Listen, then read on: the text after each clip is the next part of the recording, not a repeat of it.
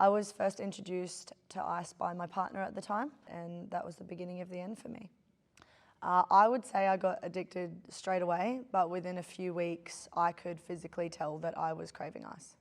The craving feels like you absolutely have to have something. It's not even an option or a thought, it's a compulsion that you need to have this thing to survive. The come down of ice is pretty horrific. For me, it's not just physical, it's mental. So your body is physically craving something, and mentally you feel like that's the only answer.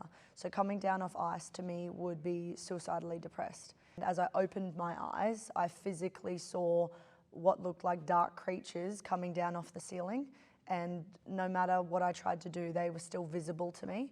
I had to go through that for about 24, 48 hours. Stopping ice was one of the hardest things I've had to do in my life. Not only do you have to physically give up something that is your entire life, you then have to go through withdrawals. So you're telling me to leave friends and family behind, learn how to be a mother, be physically withdrawing, mentally feel like committing suicide. It is one of the hardest, most horrific drugs to get off. Ice doesn't just affect you, it affects your entire family. For me, I don't believe that there was even one family member of mine that wasn't affected. My children went through horrific things. I was in active addiction for the first couple of months of pregnancy. My daughter at 3 months had a gun held to her head. My family would literally not know whether myself or my daughter at the time would be alive the next day. It's still now to this day, there's effects that I deal with. My daughter is 11 and my other daughter is 9 years old, and they still go to counselling. I have to go through mental health stuff with them.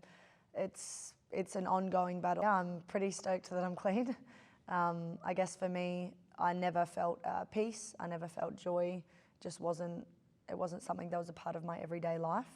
So probably one of the best feelings is not being riddled with anxiety each day, and not being suicidally depressed. That's pretty amazing.